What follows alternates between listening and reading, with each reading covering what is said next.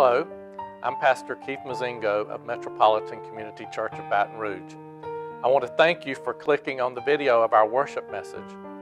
Please go to our Facebook page at facebook.com/MCCBR to see the entire worship service, including prayers, special music, and communion. You're also welcome to join us every Sunday morning at 11 a.m. for worship service. Stay tuned after the message for information on how you can stay in touch with us. Waking here. Good morning. Good morning. All right. I just got to make sure y'all awake for when Pastor Keith gets up. Y'all can't be sleeping through this today. My name is Abby. I'm a member of the MCC of Tampa Church. I'm here visiting and kind of consider this place my second home, so it's always wonderful to be welcomed back and to help out with the services for such a wonderful, warm, loving congregation. I love you all. We love you. Today's scripture reading is from the book of Luke, chapter 15, verses 11 through 24. Then he said, "There was once a man who had 2 sons. The younger said to his father, 'Father, I want right now what's coming to me.' So the father divided the property between them. It wasn't long before the younger son packed his bags and left for a distant country. There, undisciplined and dissipated, he wasted everything he had. After he'd gone through all his money, there was a bad famine all through the country, and he began to hurt. He signed on with a citizen there who assigned him to his fields to slaughter the pigs. He was so hungry he would have eaten the corn cobs and the pig slop, but nobody would give him any. That brought him to his senses. He said, 'All those farm hands working for my father sit down to 3 meals a day, and here I am starving to death. I'm going back to my father. I'll say to him, Father, I have sinned against God. I have sinned before you. I don't deserve to be called your son. Take me on as a hired hand.'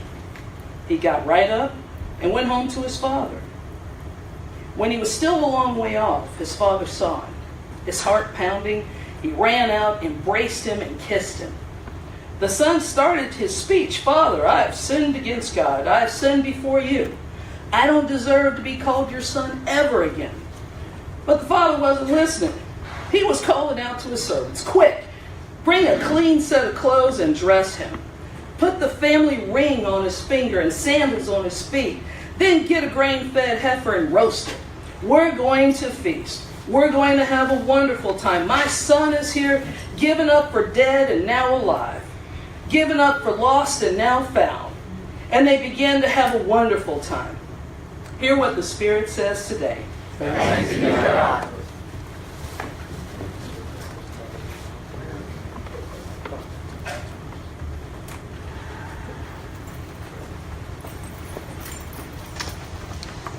So now, it's time for our children's moment.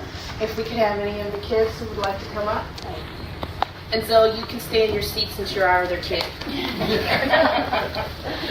Robert, my favorite kid of all. I'm sorry, I have a favorite. I'm a bad mom. What can I say?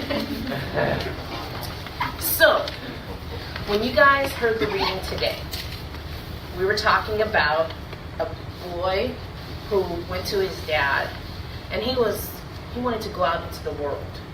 And his dad was going to give him like some money when he got older, or maybe when the father got older. He was going to give some to each of his sons. But he went to his dad and he was like, I want to go do something. I want to go have an adventure. Give me my stuff now. Give me my share right now. So, here you go. Okay. What do you think he wanted to do? What was he going out into the world to do? Was he going to party? What was he going for? Any ideas? I didn't even hear first. I said when the young man went out into the world, took his share of his dad's money, of the money his dad was going to give him. What do you think he was going out into the world looking for? Experiencing life. Yeah, he was going out to experience life. He was going out to have an adventure. He was going party and everything. And what did he find when he went out there? It was like a famine. Do you know what a famine is? A famine. It means there was no food for anyone. Like everybody was hungry. They were starving. And so he had spent all his money. He didn't have any food. And so he went to a local farmer and he said, "Hey, can I work for you?" And luckily, the farmer gave him a job. He put him out in the fields to work with the pigs. Have any of you ever seen a pig in real life? Kind of, they're big, they're a little scary. But they eat a lot. They're muddy. They don't necessarily eat anything I'd want to eat because they eat kind of what's left over of everything else on the farm, like the husks of corn and pods from peas, and they just eat everything that's put together. It's called slop. Would you want to eat something called slop? Yes. Sometimes, yeah. He was hungry, and he did. He was like, "Oh man, I would eat the slop because I'm that hungry." Can you imagine being that hungry that you would want to eat something called slop? It's, it happens. If you're that hungry, you would eat whatever was edible. And so that's kind of where he was. He was like, "I would love to eat the slop," but you know what? No one even offered him that. That's how bad it was. He didn't have any money. Nobody would even offer him the slop that they offered the pigs.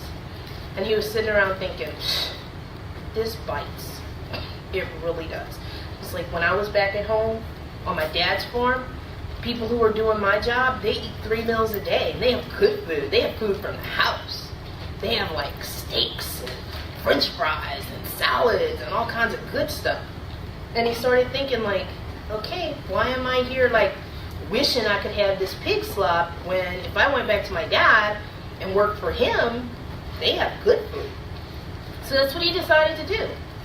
Even though he had gone out into the world looking for adventure, looking for a party, he realized I might do better back at home. So he went to his dad. He practiced. Have you ever been like kind of in trouble and you kind of practice? What am I going to tell my mom? What am I going to tell my dad? What am I going to tell my grandma? What am I going to tell my worker? You have to think about it because you're like, okay, I know I'm in trouble.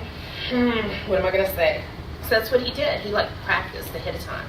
Okay, I'm going to be really, really humble, which means I'm going to put myself really low and I'm going to apologize for what I did.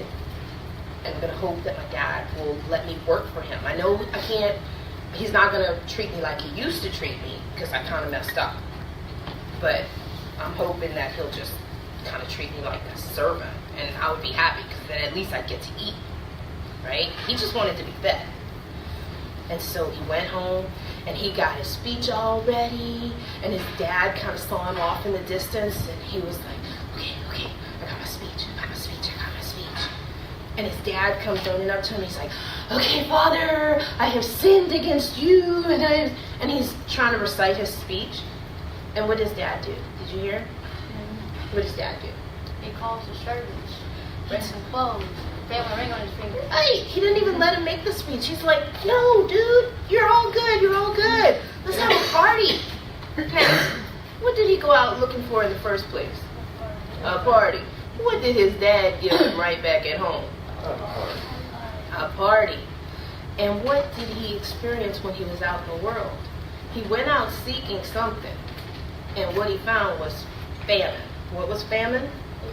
A drought. A drought where there's no food, there's no water.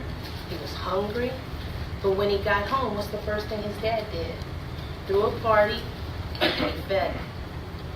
Well, this is called a parable. And Jesus uses parables to teach us a lesson by telling us a story. And most times we can find that a parable is the story that really tells you something about how God works. And see, sometimes we are kind of like that prodigal son. We're going out into the world and we are looking for something. We don't even know what it is sometimes. We just know we want to find something. Sometimes it's a good time. Sometimes we go to foreign lands. Sometimes we get on airplanes. Who knows? We're out looking for something. And often, what we find is famine. Maybe not food. Maybe we can find food. Maybe we're eating like physical food. But a lot of times what we find in the world is spiritual famine. Meaning what we find in the world is not feeding our spirit. It's not feeding what's inside of us, in our hearts and in our bodies and in our minds and in our souls. We kind of have this famine. We're hungry. And sometimes we want anything to eat. We would settle for pig slop because we are so hungry in our spirits. But like that prodigal son, sometimes if we just come home to God, there's a party there. Remember last week we invited you to the party in the kingdom of God? God's always throwing a party. And you know what? At God's parties, feeds our soul. You know what I mean? So in your bulletin today, on the back, like always, it's the reading, so you can read it at home with the people who love you. And inside, there's lots of puzzles and games because I like to have fun. You know that. I believe that you should always have fun in church. And if you're going to be at a party for God, you ought to, have party games. So there's party games. There's coloring sheets. But look over the puzzles and think about what is it that you are seeking in the world and in life. Are you being fed? Whether it's physically or spiritually or intellectually. Are you being fed at school? Are they feeding your mind? Okay, so think about that. Think about if you're being fed in your spirit. Do you have joy? Are you being a big kid with me? Yeah, that's feeding the spirit right there. Think about what's feeding you. What's feeding your spirit? What's feeding your life? Where are you finding what feeds you? All right? You guys have a great day.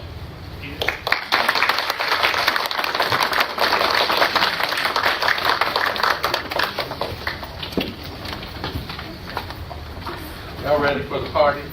Yes. If you grew up in Sunday school like I did, you were familiar with that parable that Jesus taught. And you probably heard at least a dozen sermons on it somewhere along the way, on that scripture. It's been told from lots of points of view because it just covers a whole lot of territory. Sometimes it's about the folly of youth. Sometimes it's about sowing wild oats or coming of age. Sometimes it's about homecoming. Sometimes it's about forgiveness. And always it's about unconditional love. Amen. Amen. Some of us can identify, some of us older folks that especially belong to certain categories of people can identify with people in this story because some of us have wanted to go away.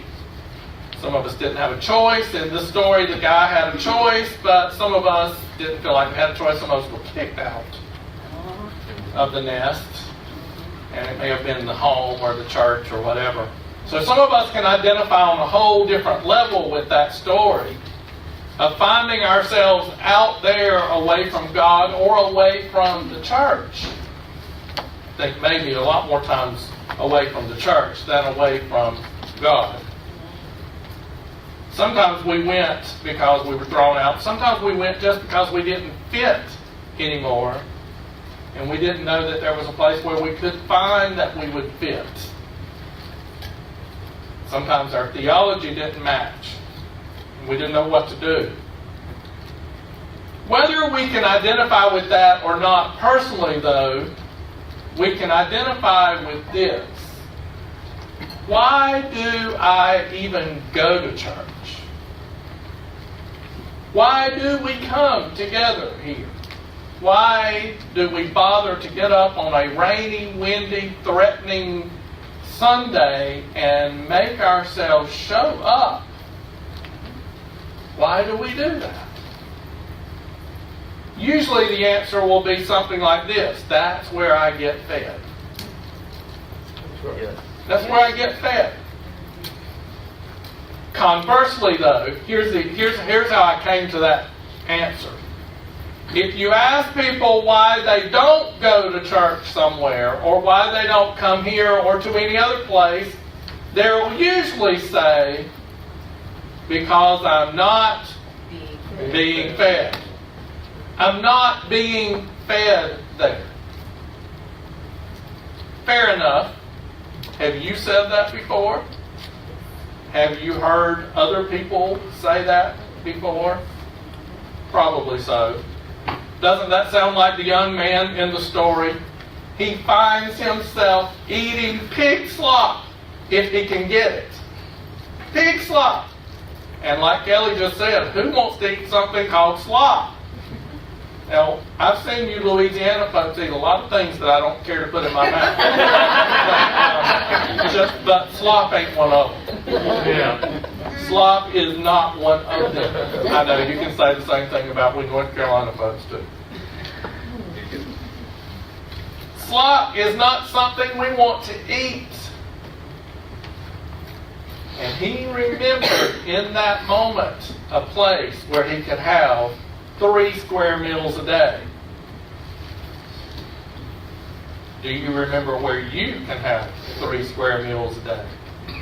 He decides he wants to change his diet. That's the perspective I'm coming from today. About us changing our diets. Changing our diet from slop to something better. Amen. To something that won't just fill it. By the way, if you ate slop, it will give you a feeling of being full, and it will literally fill you up. It can fill your belly, but it will not bring nourishment to your body. And it will not energize you to move forward. I was sick earlier this week with a stomach bug or something. Maybe food poisoning. I got up in the middle of the night and I'm losing everything. It's not pretty at my house for several hours in the middle of the night. And the next day, I knew that I had to put something inside because I was starving. But I was afraid to eat because I was afraid it wouldn't stay. And what do they tell you to eat after that? Bland stuff. Stuff with no taste. You want to eat toast with nothing on it. You want to eat rice or noodles with no salt, no pepper, no chicken broth. No taste. And I went and cooked a pot of noodles with nothing in them, just noodles. You know what my thought was? I can just fill my belly so I can get rid of this gnawing sensation. If I can just get something in there so that it will, I'm not looking for nourishment, I'm looking to get that horrible feeling inside taken care of. I'm looking for something that will give me a little strength to keep moving forward. But it sure was not good. Yesterday was a much better day. I wanted to change my diet. Some of us eat to live. Some of us live to eat. Yep, my daddy lived to eat. He loved to eat. My daddy was a great cook, so he always had something good to eat. Food gives us the nourishment to move on. But guess what? When we eat, that nourishment is really just filling us up. That nourishment that's coming into our body is really, in other words, I can't eat something that nourishes your body. I can only eat for my body. You can only eat for yours. It's not just for nourishment, though. It's for energy. Years ago, one of my best friends, Daryl, that you've heard me talk about many times, we would be on our way to somewhere, and he'd say, I got to pull over and something. I got to find something to eat. I need some energy. This was way back before we had energy bars, by the way, that you could just carry with you all the time. So we'd have to pull over at some fast restaurant because we were always on our way to some church somewhere. And he would say, I got to find some, I have to have some energy. In that moment, he realized that I can get some food and I can get energized for the rest of our journey. I can get energized so that I can enjoy. You see, when you get nourished and you get energized, it helps you to pay attention. It alerts you. It keeps you on your toes. It keeps you ready and available. It's not just about surviving. It's about thriving. It's not just about what we take in, but it's about what we give out. Now, I want to say something to those folks who have left the church and said they weren't getting fed. Going to the feast, and you know, every Sunday at communion we invite you to the feast. Going to the feast simply to be fed is a pretty selfish reason for going. It really is. Now, I'm not complaining. That's just an observation. Here's the thing. If you come here to get fed, and then you just go home and nap, we're going to have some large saints around here.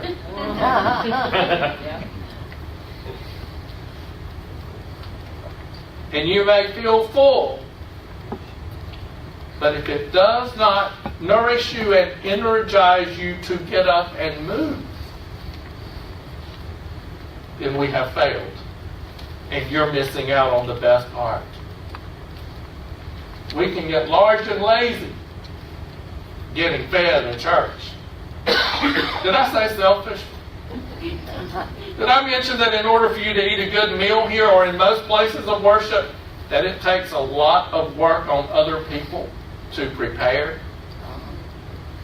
It doesn't just, you don't just show up and it's all done. There are people sitting back here that work all during the week that make things happen.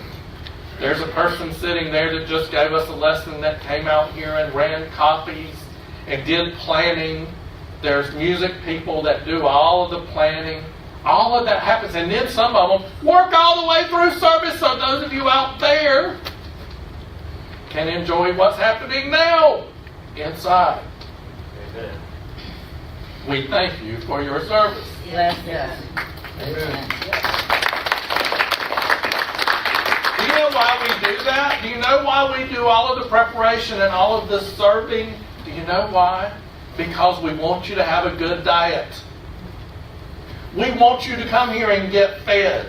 We want you to come to a feast every week. We want you to be nourished. And we want you to be energized.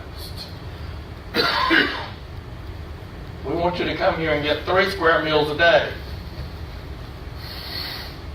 Do you ever wonder what happened to that young man? Because Jesus quit with the parable at the party, right? They had the feast, they had the party. You ever wonder what happened the next day? What happened to that guy the next day? I'm letting you think on that for a second. I would think that what happened is that he had to get up at the crack of dawn and get back out on the farm and do work. Like his brother had been faithful at doing all along. He had to get up and go to work the next morning on the farm. It wasn't a party every day for the next years of his life. It was reality. That's what he found when he went out in the world, isn't it? He found reality at home, but at least he was getting nourished and fed and energized at home. But he had to go to work. He couldn't just party all the time, because that's not real life. For at least for most of us, it's not real life. I guess for some people it could be real life, but it's not at my house. And I don't think it's for most of you either, if any of you. He had to get up and go to work. He couldn't just take a nap. Now, he may have enjoyed the party and then had a good sleep after. But I bet you when the alarm clock went off the next morning at the same time as his brothers, that he had to get up and get out and get busy. And I would suggest to you that he did not mind the next morning getting up. I bet you it was the first time that he didn't mind hearing the alarm clock go. He may have even awakened before the clock went off because he was so grateful to be in a place where he knew he could be fed, nourished, and energized. It took a lot of worry off of him. He had learned a lot. We should end up back in our fields too after we come here to be fed.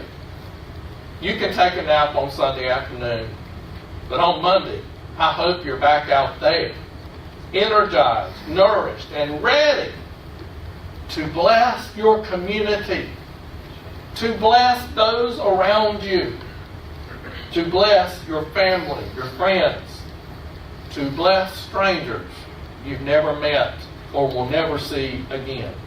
It's time for us to change our diets if all we're coming for is the food and to get a sense of fullness. As I said last week, I hope you're getting here a diet of love, a diet of spirit, so that you are energized. Whether you're the prodigal that's gone away and returned, or whether you have simply wandered in or found us on your own one way or another, you are welcome here. We want you to come to the feast. We want you to be nourished here. But that's not the end of the story. We want you to also be energized to go out and bless everyone around you.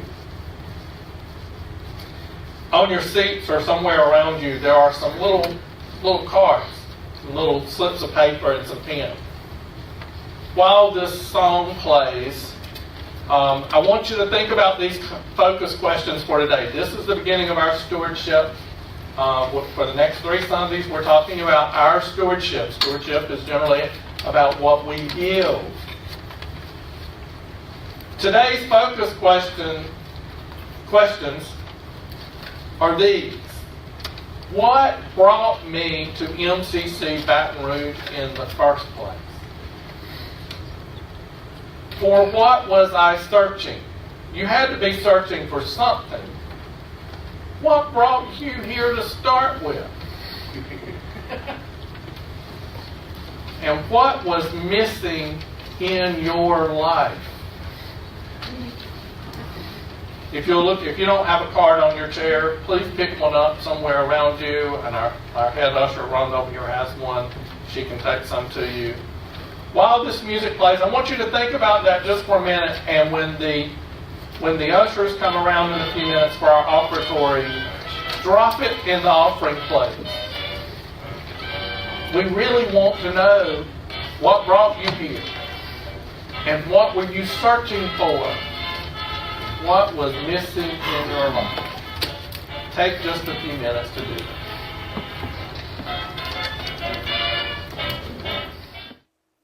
Again, thank you for watching our worship message video on YouTube. Subscribe to our YouTube channel to get notified of other video posts. You can also watch our worship service in its entirety by going to facebook.com/MCCBR. You can watch us live on Facebook at 11 a.m. Central every Sunday. Visit our webpage at MCCBR.org, where you can find our calendar of events, as well as other information about our church and our denomination. Like our Facebook page so you can be notified of our other live events. Thank you again, and may you have a blessed week. Whether here and now or another time, not even height or depth, whether strong or weak, in the face of the future or the powers that be, you are not separated.